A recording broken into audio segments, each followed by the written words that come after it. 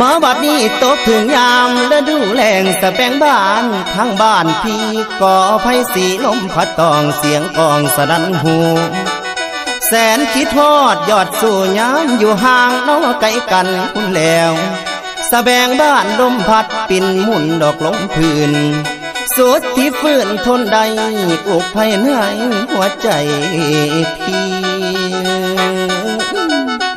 นางเอ้ยนางไงกูลาอายนี่หนพรบ่พรบอกข้านิ่งน้ำนองเจ้าเรื่องเก่านอกข้างหลังคุณแล้วมันยังฝังในใจเสียจ้องจำเด้อจิตอาย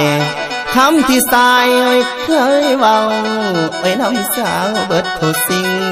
คำคำให้คำความที่ยิ่งบอกนั้นยังจำอันแม่นบ่มาน้องว่าน้องฮัก